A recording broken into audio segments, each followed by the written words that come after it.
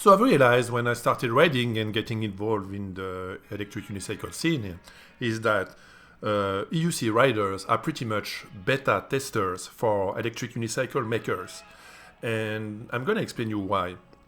So usually when you want to get a new wheel, first it's announced online by the makers. You can pre-order it, and 3 to 4 months later you start to receive the wheel. And then you get to see the first feedback. Of course, sometimes you can have demo in your city and get to test it before buying. Most of the time, you just buy it based on promises. So you get to see the wheel, and then the first buyer will give their feedback online, and pretty much every single time the user faces issues and problems start to appear. They escalate back to their dealer.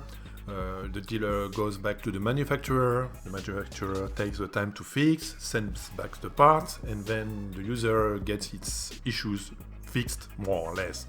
And then the manufacturer applies these fixes to a batch 2 of the wheel, and then start to produce the wheel with these fixes. Batch 2 is sent to new buyers, again new issues, and again we go through that cycle. Go back to the dealer escalates to the manufacturer, and then issues are fixed again. And it can go up to batch 3, 4, 5 or more. So what kind of issues do first buyer experience when they buy an electric unicycle that is newly released? So some issues are really light, some other issues can really involve your safety. For example, on the V11 it was the saddle that was not fixed correctly, it was breaking.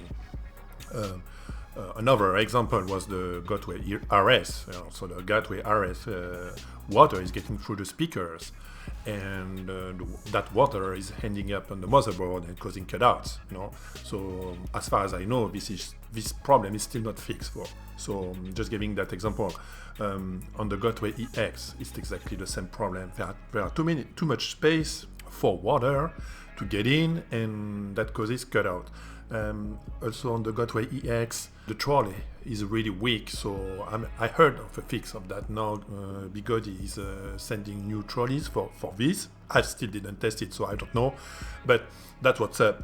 So this problem can be really annoying, because after waiting 3 to 4 months for your wheel, you have to manage the fix with the dealer or the manufacturer of the wheel, but the problem is that either you turn yourself into a EUC mechanic and receive the part and fix yourself, or you send back the wheel to the dealer, and then you are in for additional cost because you have to pay for the shipping.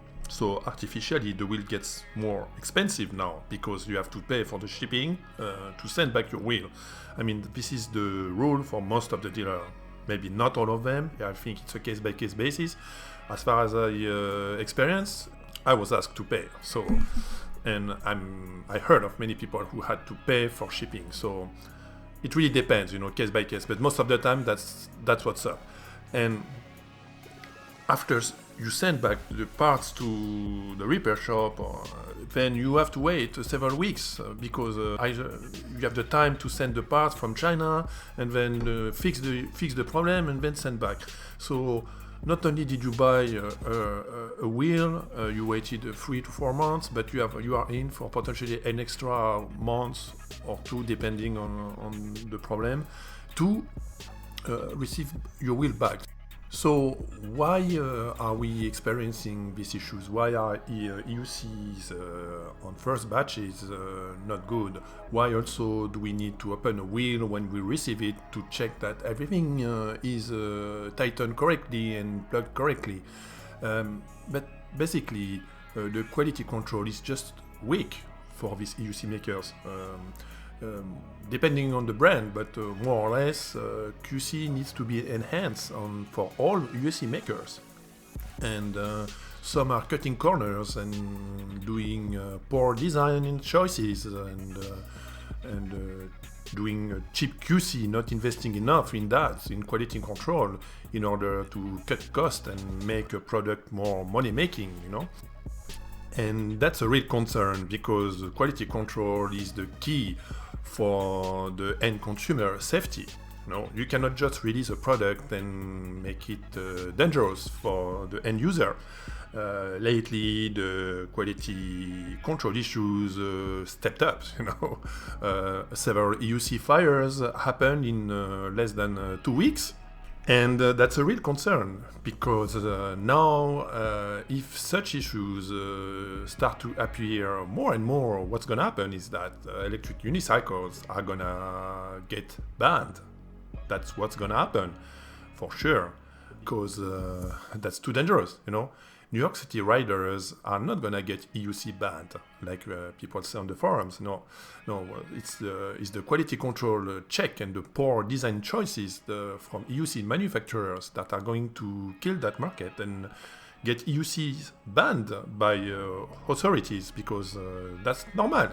That's you can't have an EUC fire in your apartment or house. No, you need to feel safe.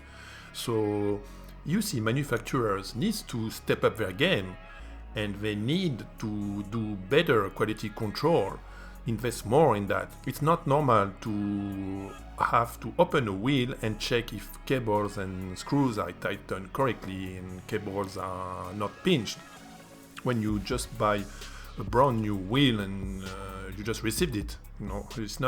That's not what's happening in the rest of the world for other products, and that's EUCs needs to adopt the same standards. We cannot just downgrade our expectation with EUCs. We are entitled to expect proper quality controls, proper design, and safe products when we buy a wheel. So I would like manufacturers to do something about it and not outsource the beta testing to their end consumers. That's not normal. It's okay to do demos of wheels and get feedback from riders, but this should be solely for advertisement purposes and certainly not beta test, like I've seen with the Monster Pro, for example. The Monster Pro didn't survive a New York City demo, but at the same time, the reason for that is because that wheel was not tested properly. That's a shame, honestly, for such a big wheel with such a high price. That should not happen. Wheels are getting more and more expensive, and QCs are getting worse and worse. It's a lose-lose situation here for the riders. So I hope manufacturers are going to do something about it.